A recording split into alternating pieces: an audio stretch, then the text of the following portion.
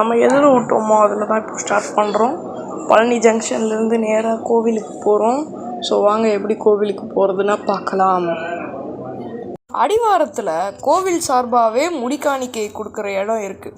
Cellphone, luggage எல்லாத்தையும் clock ரூமில் வைக்கலாம். செப்பலை கீழே ஸ்டாண்ட்லேயே வச்சிடலாம். செல்ஃபோனை மேலே எடுத்துகிட்டு போகக்கூடாதுன்றதுனால நாங்கள் மேலெல்லாம் பெருசாக வீடியோவே எடுக்கல. வாட்டர், ரெஸ்ட் ரூம் ஃபெசிலிட்டிஸ் எல்லாம் போகிற வழியில் யானைப்பாதையிலே இருக்குது. எல்லாமே ரொம்ப நீட்டாக மெயின்டைன் பண்ணியிருக்காங்க. நாங்கள் வீக் டேஸில் போனோம், அதனால் 2 அலங்காரம் பார்க்க முடிஞ்சது. பாலசுப்ரமணியர் அலங்காரம், அப்புறம் வைதிகால் அலங்காரம். நீங்கள் போகிறீங்கன்னா வீக் டேஸில் பிளான் பண்ணுங்கள். வீக்கெண்டில் பிளான் பண்ணிங்கன்னா ரொம்ப கூட்டமாக இருக்கும். இதுதான் நாங்கள் முதல்ல பார்த்த பாலசுப்ரமணியர் அலங்காரம். இதுதான் நாங்கள் 2ஆவதாக பார்த்த வைதிகால் அலங்காரம். பழனி முருகனை பார்க்குறதுக்கு முன்னாடி இடும்பனை பார்க்கணுன்னு சொல்லுவாங்க. அதனால நாங்கள் யானைப்பாதையை யூஸ் பண்ணி இடும்பனை போய் பார்த்துட்டு வந்தோம்.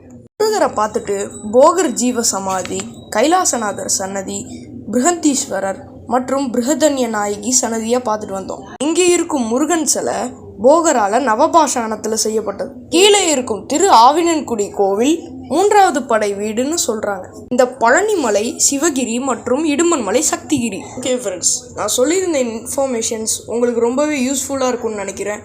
ஸோ போய்ட்டு வரேன். பாய் பாய்.